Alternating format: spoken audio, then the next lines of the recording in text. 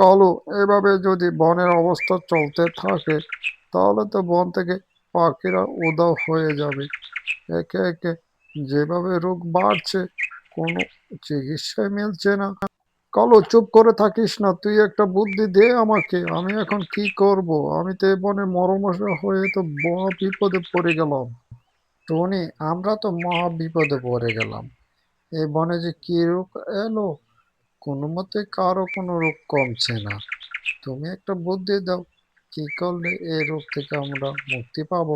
শোকে দে দে, আমি তো ঠিক বলতে পারছি না এ বনের যে রোগ হয়েছে তার ওষুধ। এমনকি সকলই তো একই অবস্থা। দেখো কি করে সৃষ্টিকর্তা আমাদের যদি একটু রহমত করে। এদিকে টনি বনের এক পাশে তার কিছু জমি ছিল। সেই জমিতে সে বিভিন্ন ধরনের সবজি চারা লাগায়। চারাগুলো দেখতে বেশ সুন্দর ও সতেজ। সবসময় যত্ন করে চোখে চোখে রাখতো, এবং টুনি সবসময় চারাগুলোকে পাহারা দিয়ে রাখতো যাতে কেউ চুরি না করে। টুনি বাড়িতে এসে দেখে তার বাড়িতে সখী দিদি এসে বসে রইল তার জন্য। টুনি দিদি, তুমি কোথায় গিয়েছিলে? তোমার জন্য তো আমি বাড়িতে অনেকক্ষণ অপেক্ষায় করলাম।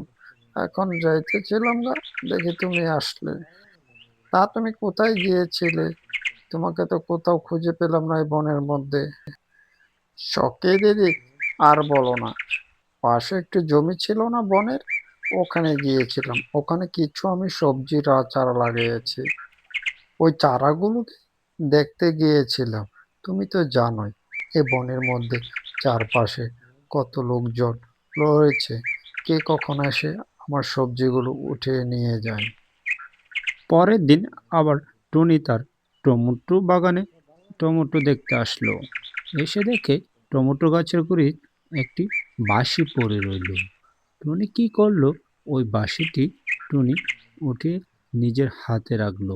ওই বাঁশিটা টুনির কাঁধে উঠিয়ে নিল। ওঠার সাথে সাথে হঠাৎ করে বাঁশি থেকে একটি পরী বেরিয়ে এলো। পরী বলল যে, শোনো, তুমি ভয় পেও না, আমি একজন ভালো পরী। আমাকে জাদুকর ডাইনি জাদু করে এ বাঁশির মধ্যে লুকিয়ে রেখেছিল। যদি কোনো একদিন কোনো সৎ ও ভালো কোনো ব্যক্তি এ বাঁশিকে স্পর্শ করবে, তাহলে সেদিনই আমি এই বাঁশি থেকে মুক্তি পাবো। আজ তুমি আমাকে মুক্তি করে দিলে, যার জন্য আমি তোমার কাছে কৃতজ্ঞ। আমি বাঁশির ভিতর থেকে শুনেছি তুমি রোজ টমেটো বাগান দেখতে আসো, তা নিয়ে তুমি দুশ্চিন্তায় আসো। তুমি আমাকে উপকার করেছো, আমি তোমাকে এই উপকার স্বরূপ তোমার টমেটো বাগানকে আমি জাদু করে দেব। যা তুমি টমেটো বাজারে বিক্রি করলেও সেই টমেটো আর কখনো কমবে না। আর এই টমেটো যে খাবে তার অনেক রোগ মুখ থাকলে সমস্ত কিছু ভালো হয়ে যাবে। পরের দিন বিকেলবেলা বনের পাশে একটি ছোট্ট হাট ছিল। সেই হাটের মধ্যে টুনি তার নিজ ক্ষেতে টমেটো তুলে বাজারে নিয়ে আসলো বেচার জন্য। টুনি চারিদিকে কাস্টমারকে ডাকতে লাগলো, কিন্তু তার দোকানে কেউ আসেনি টমেটো কিনতে।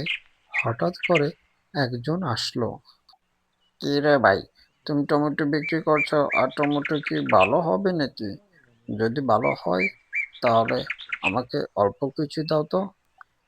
কবুতর পাখিটি টুনির সাথে তার টমেটো নিয়ে দর কষাকষি করে শেষমেশ সামান্য কিছু টমেটো নিয়ে গেল তার বাসায়। এদিকে পরের দিন টুনির বাসাতে বনের সমস্ত পাখিরা এসে হাজির হয়। এ দেখে টুনি তো খুবই অবাক হয়ে যায়। টুনি মনে মনে ভাবতে লাগলো যে হঠাৎ এত পাখি আমার বাসায়, কোনো দোষ করেছি কি আমি? তখন পাখিরা একে একে বলতে লাগলো যে, টুনি, তুমি যে আমাদের উপকার করেছো তা বলার নয়। তোমার এই টমেটো খেয়ে বনের সমস্ত পাখিরা এখন সুস্থ হয়ে গিয়েছে। আগের মতন এখন আর অসুস্থ নেই। তোমার টমেটো যেই খাচ্ছে সেই ভালো হয়ে যাচ্ছে। আসলে তোমার টমেটোতে অনেক জাদু রয়েছে। তুমি আমাদের অনেক উপকার করলে, তোমার এই ঋণ শোধ করতে পারবো না।